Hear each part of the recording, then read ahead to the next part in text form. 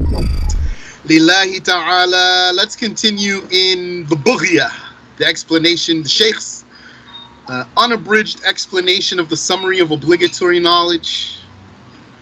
And we're just at the end of the obligations of the heart, and maybe we'll start with the sins of the heart. And so the author says, may Allah Ta'ala have mercy upon him. وَكَمَا تَجِبُ مَحَبَّةُ النَّبِيِّ صَلَّى اللَّهُ عَلَيْهِ وَسَلَّمَ. And just as it is obligatory to love the Prophet sallallahu alayhi wasallam, يَجِبُ تَعْظِيمُهُ وَتَبْجِيلُهُ وَتَوْقِيرُهُ. It is obligatory to honor him and revere him and respect him. لِقَوْلِهِ تَعَالَى. Because of what God said, exalted is he. وَتُعَزِّرُوهُ وَتُوَقِّرُوهُ. That's the 9th ayah of Surah Al-Fatih. It means honor him. وَقَوْلِهِ تَعَالَى. And because God said, exalted is he. فَالَّذِينَ آمَنُوا بِهِ وَعَزَّرُوهُ وَنَصَرُوهُ. The 157th verse of Surah Al-A'raf. Those who believed in him and respected him and supported him. وَتَعْزِيرُهَا هُنَا التَّعْظِيمُ.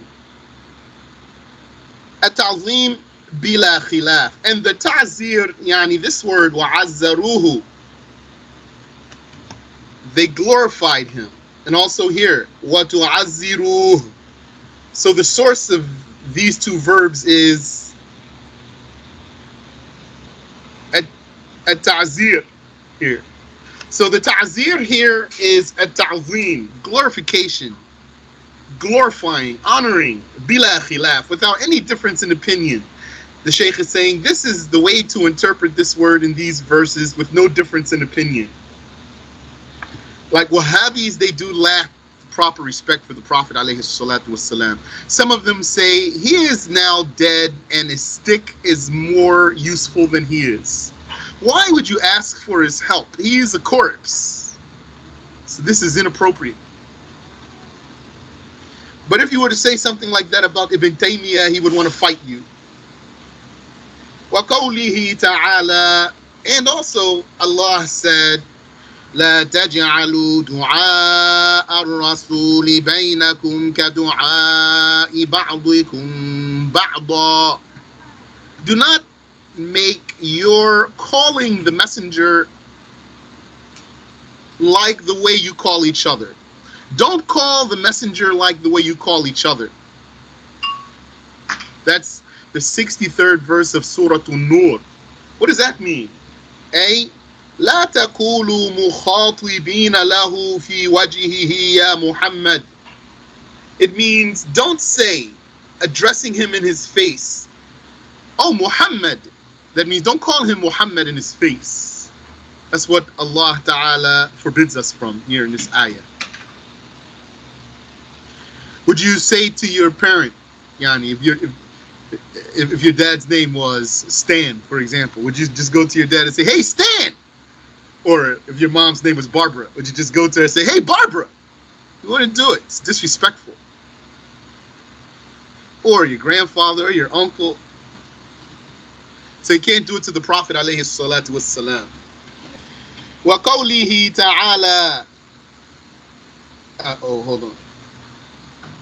Ya Abul Qasim. Also, don't call him in his face. Abul Qasim.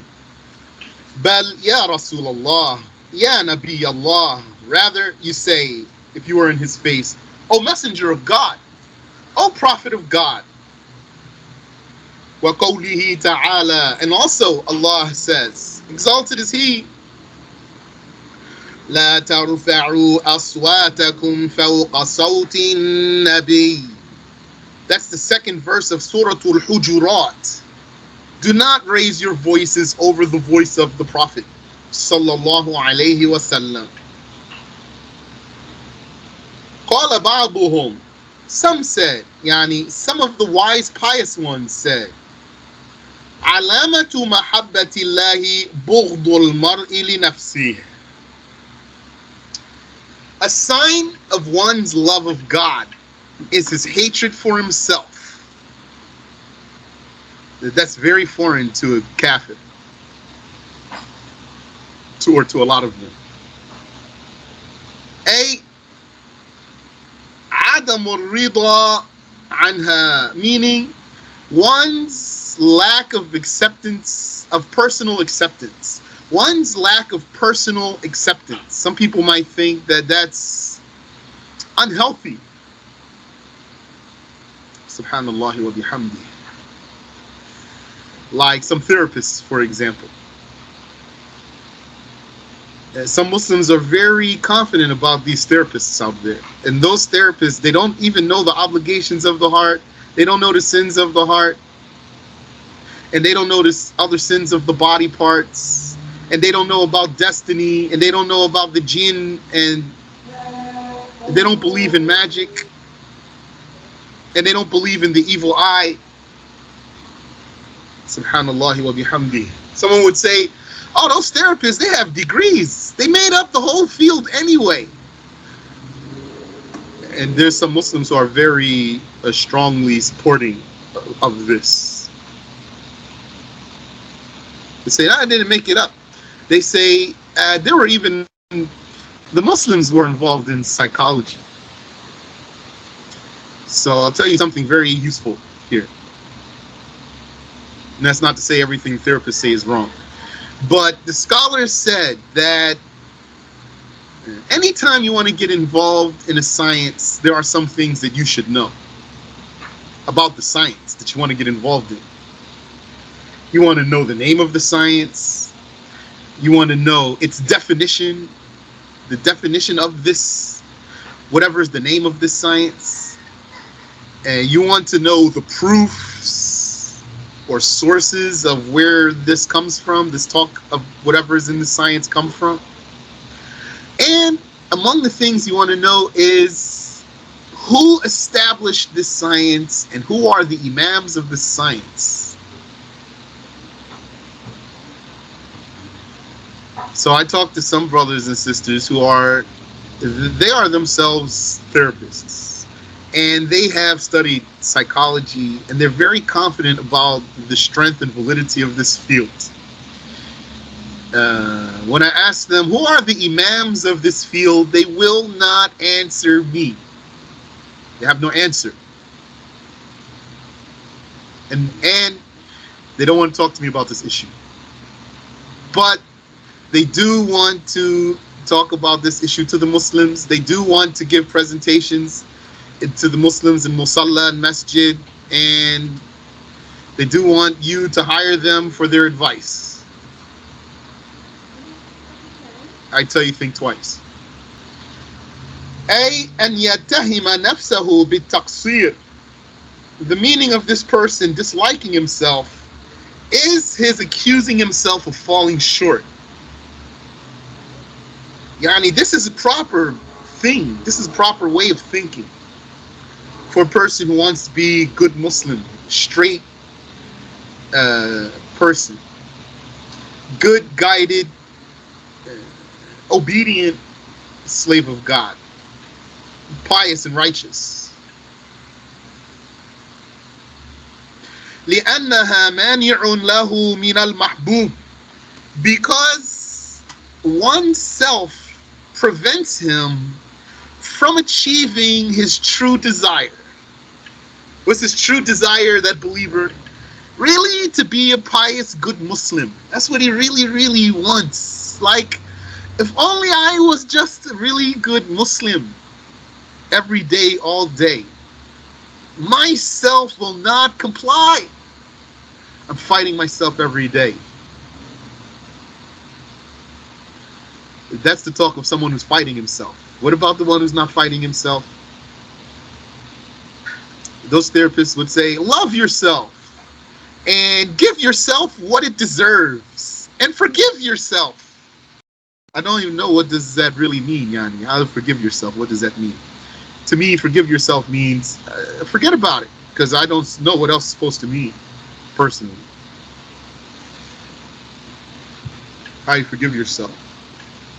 Ask Allah to forgive you if you fell short. As for forgiving yourself, yani, leave the forgiveness of yourself to your Lord. That's a suggestion I have for you. And you say, Inshallah, I have repented sincerely. And hopefully my repentance has been accepted and my Lord forgives me. What is your forgiveness of yourself if your Lord hasn't forgiven you? What does it mean? It's nothing.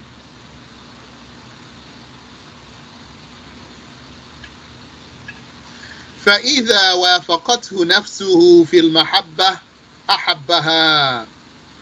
It is when one's self makes it easy for him to obey his Lord that he would love himself. The therapist is going to tell you, just love yourself regardless. Just regardless, love yourself. The pious ones, they don't love themselves unless their selves help them to obey their Lord. لا لأنها نفسه. One doesn't love himself because it's his own self. This is the talk of the guided Muslims, scholars, and the pious Sufis. That's not the talk of the therapists.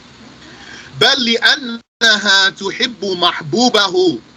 Rather, one would love himself when his self loves his ultimate goal, which is the obedience of his Lord.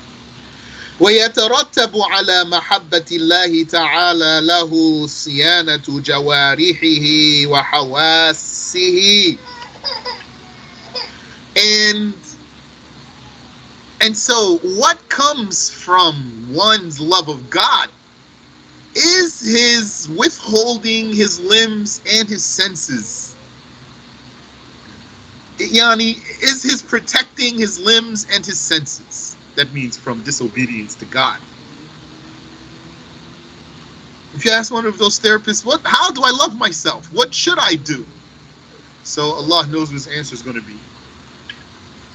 Now, if someone's Muslim therapist is going to incorporate things like this, but he didn't get it really from the therapist, though. Got it from the Muslim scholars. And then because he's infatuated with his field of psychology, he incorporates it and validates his field. If you can tell, I'm not a fan of that. So I'm always willing to talk to any person about this issue. فَلَا يَسْمَعُ إِلَّا لِلَّهِ. So this one who loves God really, he doesn't listen to anything unless he listens for the sake of God. وَلَا يُبْصِرُ إِلَّا لَهُ. And he doesn't look at anything unless he's looking for the sake of God. وَلَا يَبْطِشُ إِلَّا لِأَجْلِهِ. And he doesn't touch anything except for the sake of God. كَمَا قَالَ عَلَيْهِ الصَّلَاةُ وَالسَّلَامُ. It's like what the Prophet sallallahu alayhi wasallam said, مَنْ أَحَبَّ لِلَّهِ وَأَبْغَضَ لِلَّهِ وَأَعْطَى لِلَّهِ وَمَنَعَ لِلَّهِ فَقَدْ اسْتَكْمَلَ الْإِيمَانِ. Whoever loves for God and hates for God and gives for God and withholds for God, then his faith is complete. Rawahu Abu Dawood. Abu Dawood narrated this. This is very important hadith here. This is a high level. Practicing this hadith really completely is a high level. Completely. Because this hadith means you don't do anything but for the sake of God. Like how it was narrated about one of the pious people. He was sitting in the shade, and right next to him was the sun. And he was chilly in the shade. So someone suggested to him, why don't you move over into the sun? He said, I haven't found an intention. What that means is he's saying, I don't know a way to do it for the sake of Allah. I could do it for myself, but I don't know. How would I do it for the sake of Allah? What purpose? How would I correct my intention? Yani, what would the angle be? So that's why he didn't move. He doesn't do something unless it's for the sake of Allah. وَكَمَا كَانَتْ حَالَةُ النَّبِيِّ صَلَّى اللَّهُ عَلَيْهِ وَسَلَّمَ. That's how the Prophet was, sallallahu alayhi wa sallam. أَنَّهُ مَنْ تَقَمَ لِنَفْسِهِ فِي شَيْءٍ. he never was angry for himself. And he didn't punish anyone for himself. He didn't used to get revenge. Sallallahu alayhi wasallam. Like sometimes someone would punish his child. Why? Because he's angry, not for the sake of Allah. He's not punishing his child for the sake of Allah. He's punishing his child because he's angry. You heard that story about one person. I don't know if is he a pious one or scholar. I don't remember, or both. He said, when I was a kid, I would do something, and then my father would want to spank me, and then he would bring me so that he would spank me, and then before he would spank me, he would be correcting his intention and talking to himself to make sure he's not spanking me for himself. And while he's busy talking to himself, I would have run away already before he could spank me. نعم من تقم لنفسه في شيء يؤتى إليه إلا أن تنتهك حرمات الله. The Prophet sallallahu alaihi wasallam would never seek revenge. Rather, he would punish for sins being committed. That means he would just implement the rules of the religion, so that if someone deserved to be punished because of a sin, then he would punish him because of the sin. Or, even at the least, if he would get angry at someone for doing something, it wouldn't be for his own sake. It would be because he sinned. فَيَكُونُ هُوَ يَنْتَقِمُ لِلَّهِ. Then he would punish for the sake of God. Rawahu al-Bukhari. Al-Bukhari narrated that about the Prophet sallallahu alayhi wasallam. وَأَمَّا مَعْنَى مَحَبَّةِ الصَّحَابَةِ. Now, as for the meaning of loving the companions, فَهُوَ تَعْظِيمُهُمْ. That is glorifying them. And don't forget, this is broad. That means the obligation here of loving the companions, that means loving this body of Muslims. This doesn't mean giving every single one of them the same amount of love and respect. But it means that there's a body of Muslims in general and altogether that we're obligated to love. That means to respect. And those Muslims are called the companions. And those companions, though, they have different ranks. Some of them are better than others, and some of them committed injustices. It's just a fact. Mentioning that is not belittling or condemning the companions. Mentioning that some of them committed injustice is not a lack of loving the companions. Rather, it's haram to exaggerate in loving the companions. So hiding that fact is exaggerating in loving the companions. Meaning, hiding that fact just because he's a companion. So, for example, someone would say, you can't say that what Muawiyah did was a major sin because he was a companion. That's not true. But I'm not going to go into that now. The Shaykh has plenty coming, inshallah ta'ala. And believing that that's not true is not degrading the companions, quote unquote. So that's how somebody's going to blur the lines for you. That's how someone's going to invite you actually to extremism.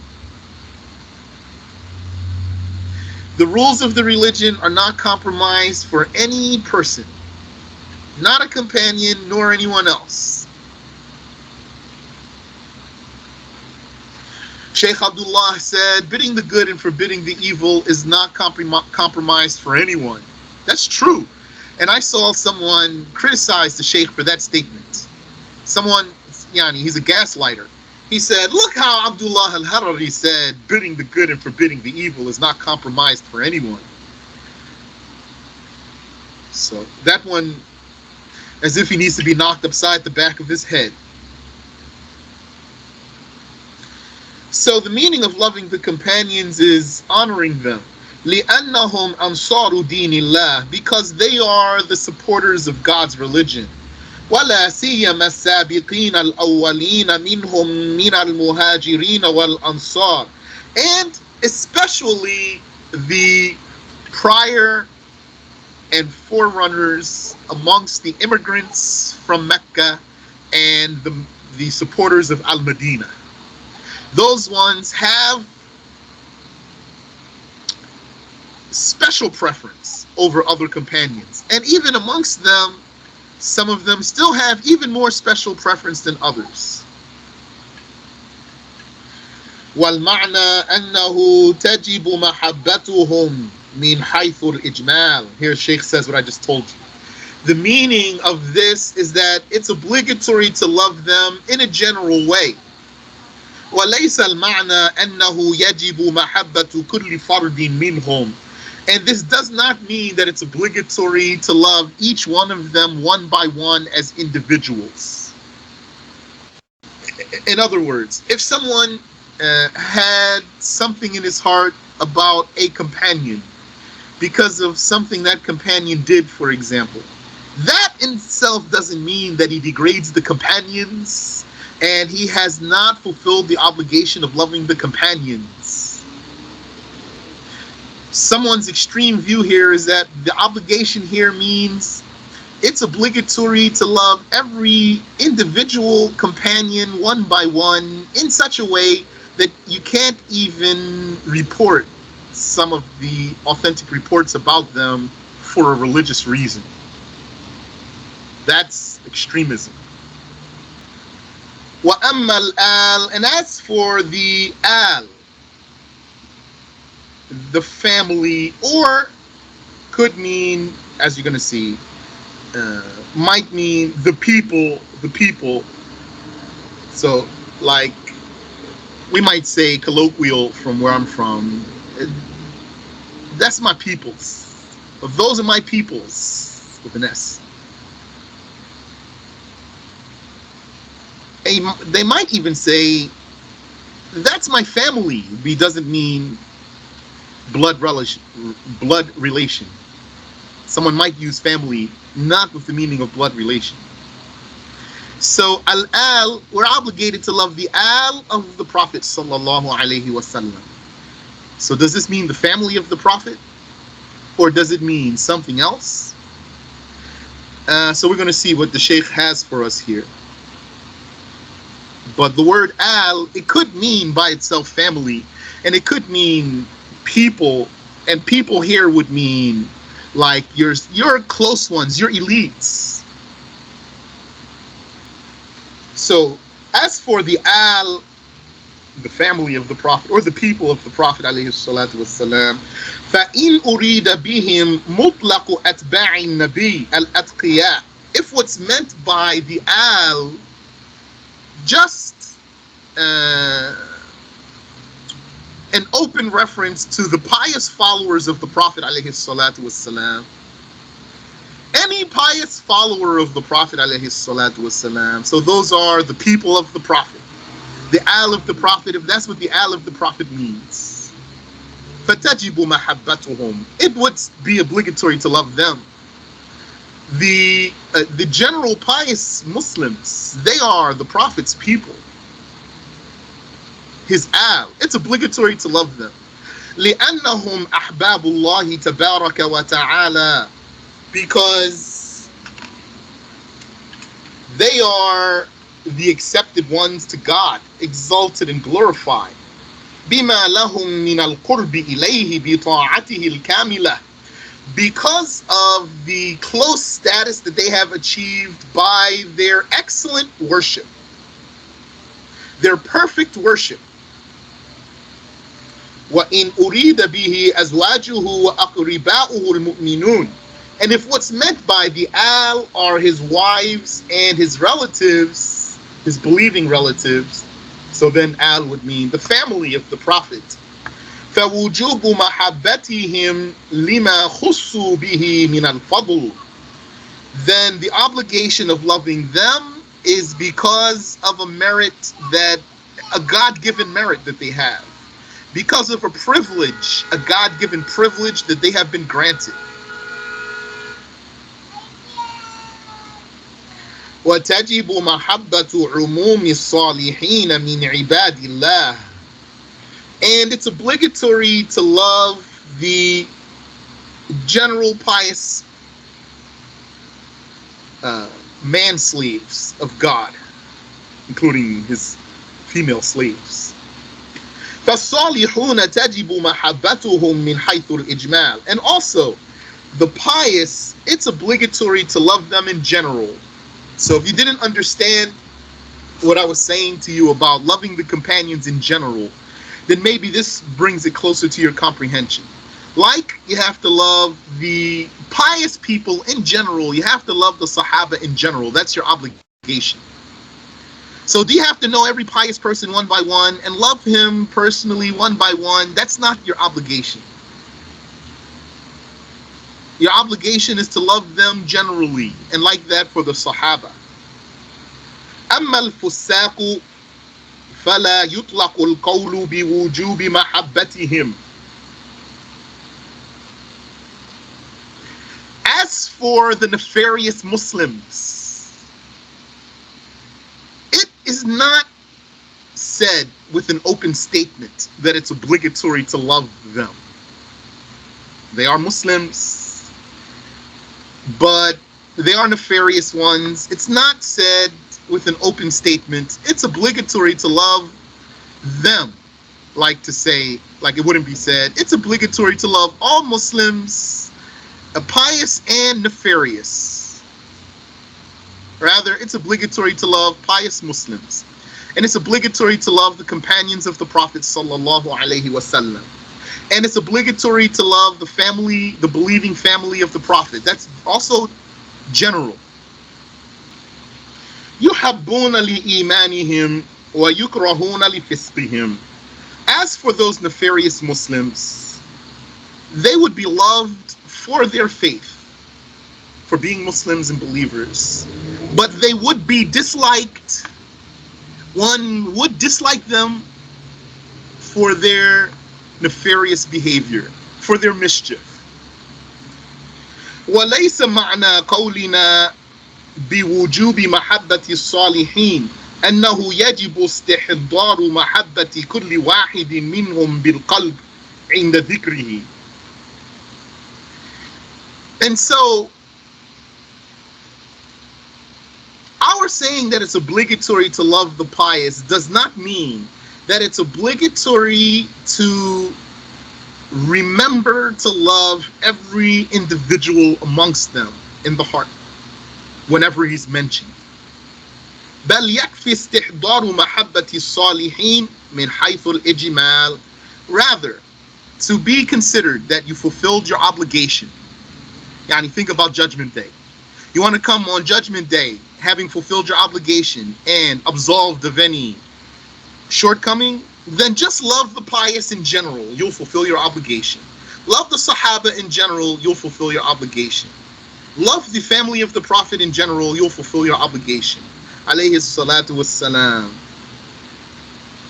قال المؤلف رحمه الله, the author, may Allah have mercy upon him, said, معاصي القلب, the sins of the heart.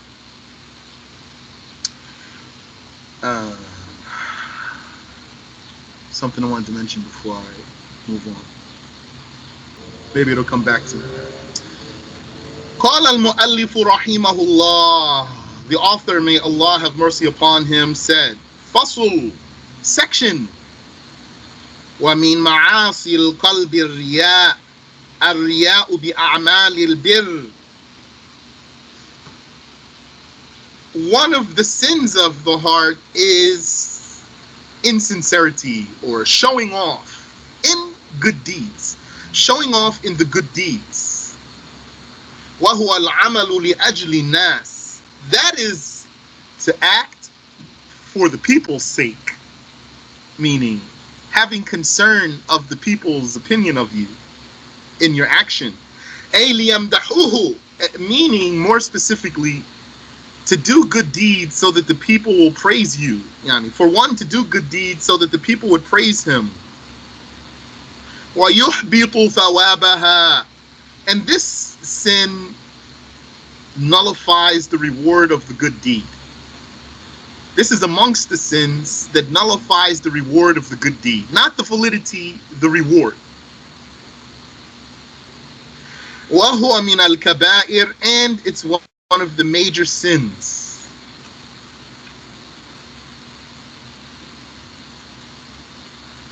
الشرح, the explanation. أن في هذه الجملة بيان معصية من معاصي القلب. Is that in this sentence is clarification of one of the sins of the heart. وهي الرياء, which is showing off. وهو من الكبائر, or some people might say showing out. We usually say insincerity. And it's one of the major sins. قال الله تعالى, said God, exalted is He. يا أيها الذين آمنوا لا تبطلوا صدقاتكم بالمن والأذى لا تبطلوا صدقاتكم بالمن والأذى كالذي ينفق ماله رئاء الناس. Ayah 264 of Surah Al-Baqarah. It means, oh, those who have believed, do not invalidate your charities by reminding the recipient of your charity and offending him by doing so, breaking his heart by such reminder. Like the one, don't lose the reward of your deed, like the one who spends his money to be seen by the people. He also doesn't have any reward. Yeah, I remember what I wanted to say to you.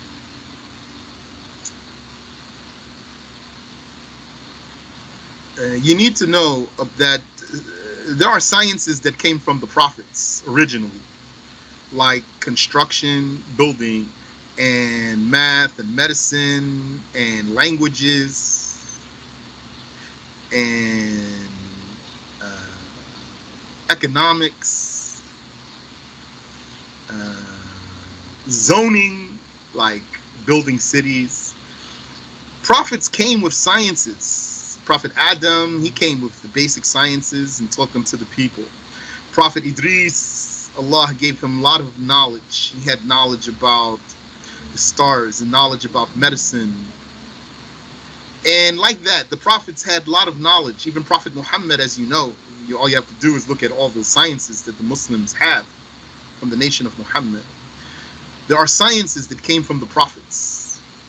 So if you know how to build, or you know math, or you know medicine, even if you learned it from non-Muslims, these sciences originally came from prophets. But the psychology did not what they teach. This didn't come from the prophet, this came from kuffar. But some Muslims, they learn psychology and they learn religion, and then they take from the religion and incorporate it into the psychology. It's not that the psychologists took anything from Islam, or maybe they did. Maybe. But really it's a lot of theory and it's a lot of philosophy. And it doesn't really have proofs.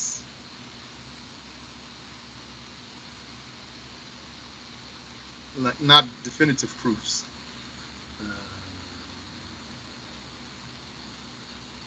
So, I'm saying that because, I'm now talking and I'm like not acknowledging the validity of something that a lot of people acknowledge as valid.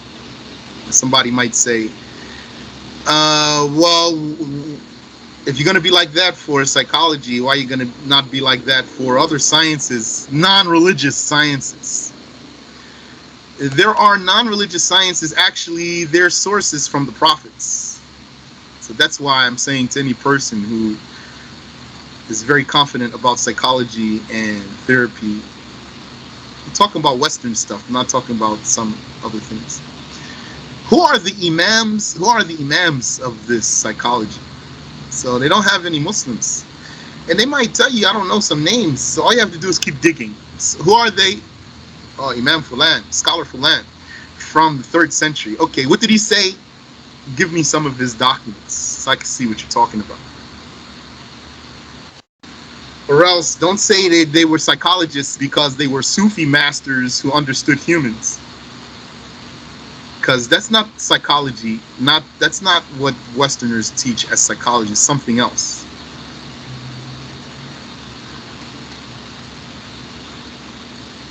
Let me get back on track here.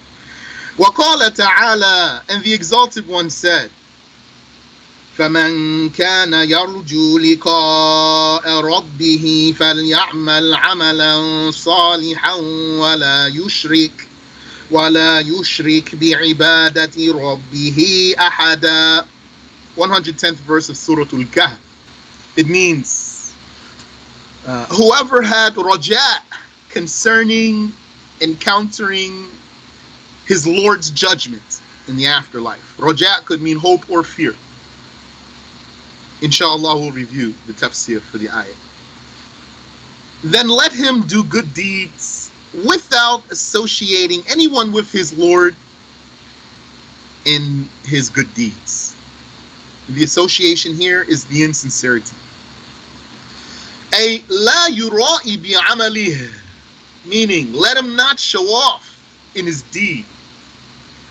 والرياء هو أن يقصد الإنسان بأعمال البر كالصوم والصلاة وقراءة القرآن والحج والزكاة والصدقات والإحسان إلى الناس مدح الناس وإجلالهم له. Insincerity is for a person to seek by doing good deeds like fasting and praying and reciting the Quran and performing pilgrimage and paying zakat and giving charities and doing favors for people. The praise of people. Yani he seeks the praise of people. And he seeks people's respect. Or like some people might say, he seeks the glory. That's what they mean. Like some kuffar. They do stuff and they say for the glory. What it means is so that we would be known and famous. So our names would go down in history. وقد يكون بإظهار نحول وصفرة وتشعث وخفض صوت. And this insincerity, it could be by this, intentional weight loss and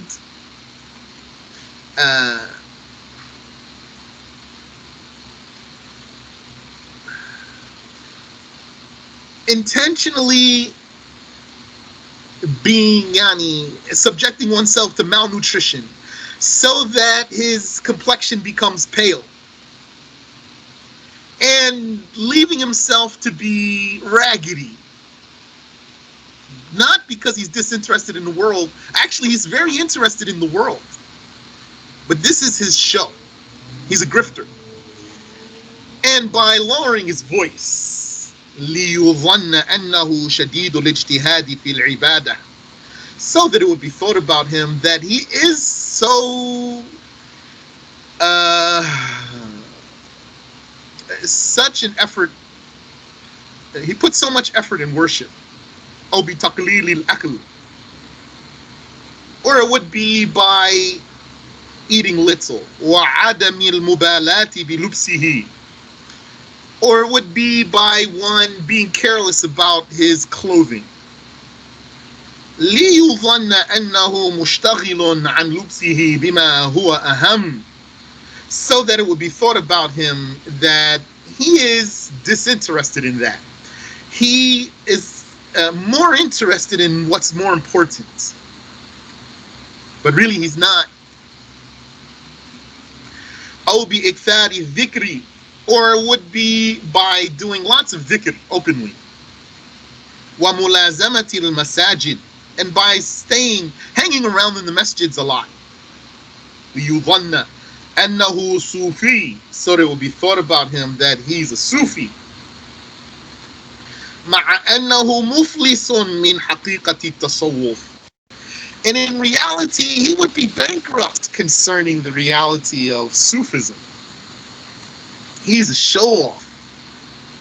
He's a grifter. That means he's not really down for the cause.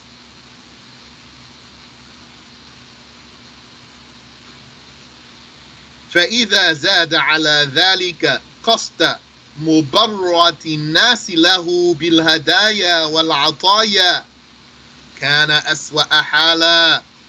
And if he adds to that, so not just only so people will like him. Imagine somebody going through all that just so somebody would like him. If he adds above and beyond that to do like that so people will give him gifts, then he has an even worse situation. لأن ذلك من أكل أموال الناس بالباطل, because that would be a case of taking people's money fraudulently. And it's going to be haram for him to take this money. He can't say here, well, he's giving it to me as a gift. In the first place, he's a grifter. He's putting on a show so that someone would give him the money. Had the person known his reality, he wouldn't have given him any money. Maybe he would have lectured him and scolded him had he known his reality. أو بطلب كثرة الزوار أو بطلب كثرة الزوار له, or if what he wants is for lots of people to visit him, because that's how it is sometimes with some pious people. They get lots of visits. Sometimes people travel just to meet them, like in the story of Musa. Didn't Moses, when he knew that there was a slave of Allah who had more expertise than him in something, he wanted to meet him?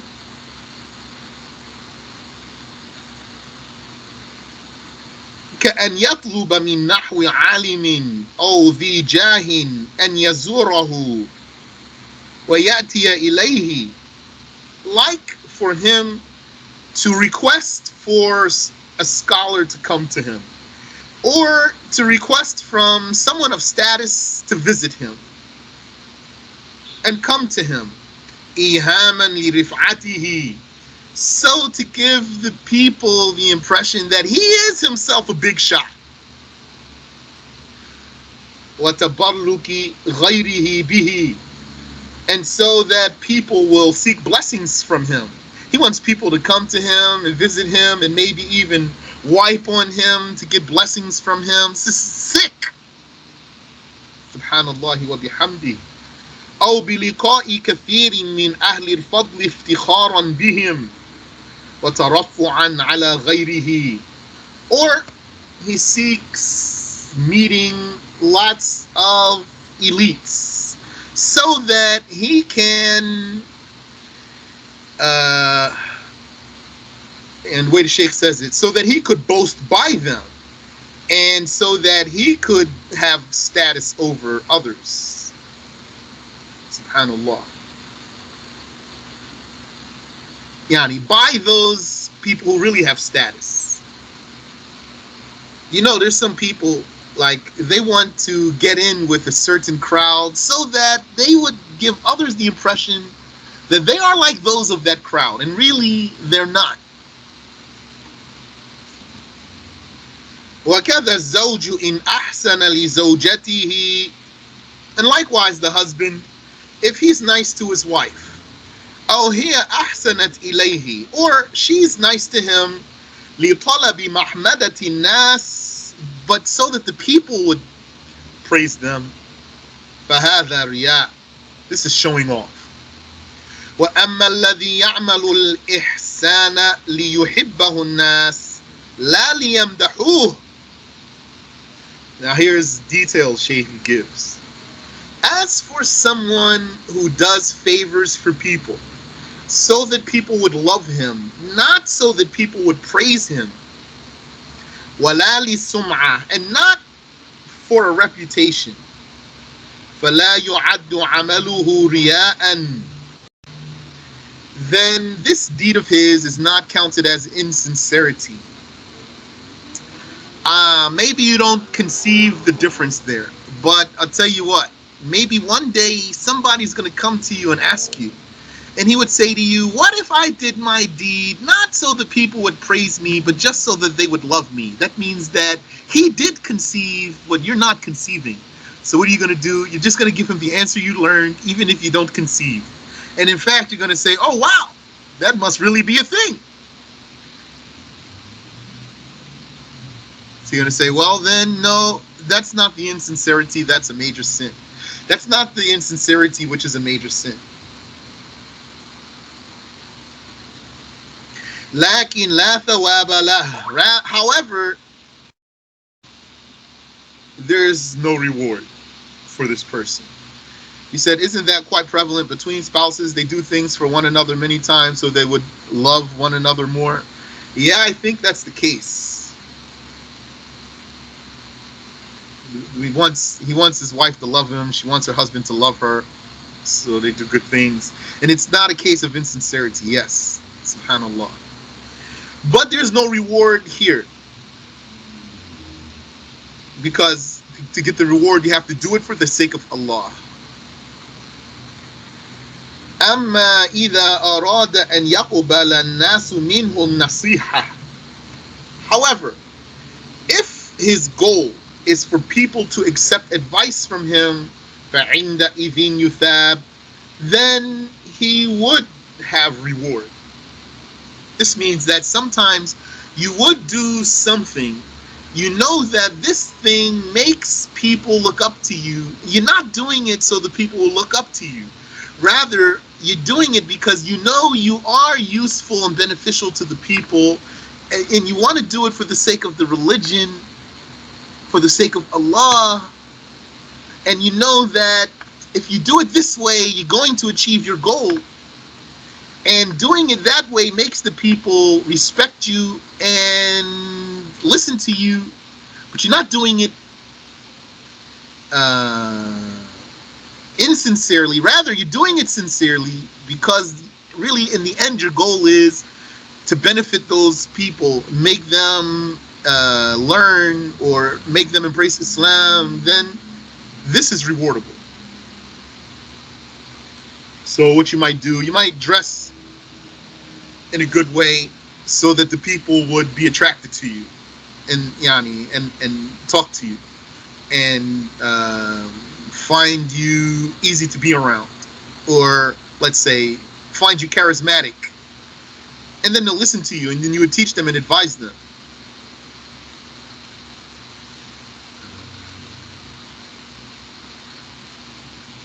Yeah.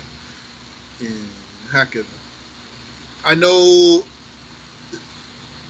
amongst the Muslims are those who they wanted to work and make certain achievements in the dunya so that their family would embrace Islam, because their family, they know how their family looks at things and how their family gauges things, and they want their family to embrace Islam.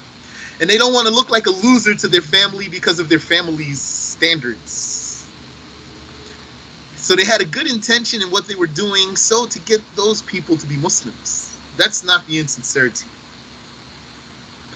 وَالرِّيَاءُ يُطْلَقُ عَلَيْهِ الشِّرْكُ الْأَصْغَرُ. And insincerity is called the minor paganism. فَقَدْ رَوَى الْحَاكِمُ فِي الْمُسْتَدْرَكِ أَنَّ النَّبِيَّ sallallahu alayhi wa sallam qala.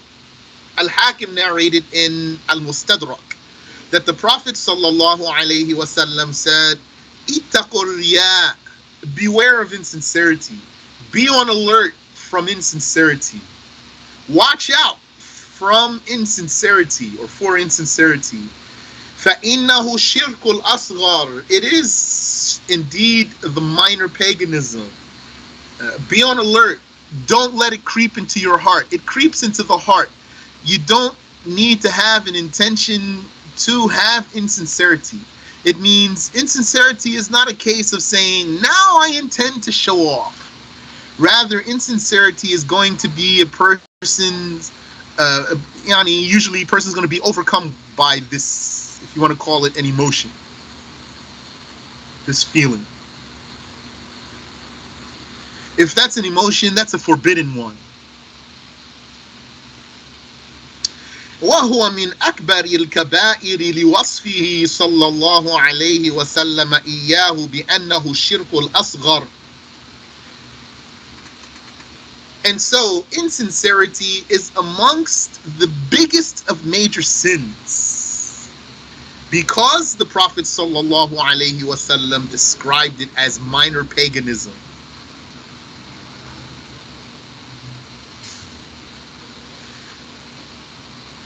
روى مسلم في صحيحه من حديث أبي هريرة رضي الله عنه. Muslim narrated in his authentic book from the hadith of Abu Hurairah, may Allah accept from him, أنه قال, that he said, قال رسول الله صلى الله عليه وسلم, the messenger of God صلى الله عليه وسلم said, قال الله عز وجل, said God, invincible and great, أنا أغنى الشركاء عن الشرك.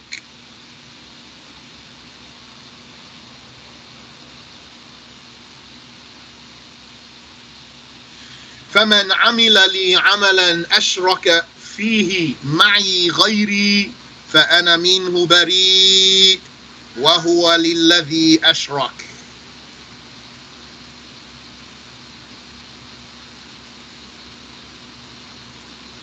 Okay, this very not easy to translate.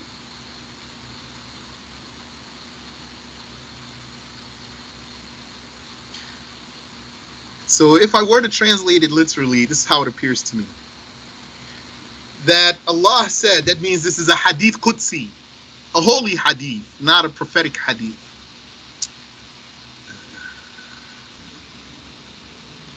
So it's not easy to translate literally, but approximately it's saying, I am the one of those who have been given partners. I am the one most deserving to not have been given a partner. Of all of those who have been given a partner, I am the one most deserving of not having been given a partner. So anyone who does an act for me, but associates someone else with me, then I have nothing to do with him, and he is for whoever he made an associate. He is left for whoever he made an associate. وَمَعْنَى قَوْلِهِ أَنَا أَغْنَى الشُّرَكَاءِ عَنِ الشِّرْكِ. So the meaning of this, the way I translated it is, of all those who have been given a partner, I am the one most deserving of not having been given a partner. أي لا يليق بي أن يشرك بي. It means it is not befitting of me that I be given a partner. وَقَوْلُهُ وَهُوَ لِلَّذِي أَشْرَكَ.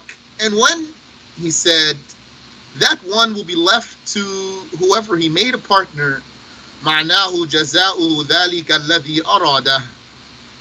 Its meaning is his reward is what he wanted. Yani the only reward he gets is what he wanted. أي أن يمدحه الناس. أن يمدحه الناس. Meaning that the people praised him. That's his reward. He wanted the people to praise him. That's the reward he got. So, what kind of reward is that? Subhanallah. But for some people, that is really the great reward. That's the glory for them. وَفِي الصَّحِيحَيْنِ. And it was narrated in the two authentic books. من حديث جندب رضي الله عنه. From the hadith of Jundub, may Allah accept from him. أن رسول الله صلى الله عليه وسلم قال. That the messenger of God sallallahu alayhi wasallam said, من سمع سمع الله به وَمَنْ يُرَائِي يُرَائِ اللَّهُ بِهِ. So it means anyone who sought a reputation, then Allah will make him popular by it. And anyone who showed off, then Allah will make him seen. And the meaning of وَمَعْنَا مَنْ سَمَّعَ سَمَّعَ اللَّهُ بِهِ. Anyone who sought a reputation, Allah will make him popular by that, by whatever he did. أَنَّ الَّذِي يَعْمَلُ الْحَسَنَاتِ لِيَتَحَدَّثَ النَّاسُ عَنْهُ. It means whoever did some good deeds so that the people would talk about him, biha, that he did those good deeds, يَفْضَحُهُ اللَّهُ تَعَالَى. Allah will expose him. وَمَعْنَا وَمَنْ يُرَائِي يُرَائِ اللَّهُ بِهِ. And the meaning of whoever shows off, then Allah will make him seen by that. أي يبين الله للملائكة أنه يرائي. It means that Allah will make the angels know that he is a show-off. SubhanAllah. Allah knows what those angels know. And Allah knows what they don't know. Can't assume the angels know everything about you. Just because they are, one might say, otherworldly. They're not like us, humans. They know things. But Allah knows what they know and what they don't know. So we'll stop there. And the Shaykh has much more to talk about. Probably, I don't know. We probably would finish this section in the next session. And maybe move on to the next sin of the heart. This is really fascinating stuff. Subhanallah. Ameen wa feekum. سبحانك اللهم وبحمدك أشهد أن لا إله إلا أنت أستغفرك وأتوب إليك.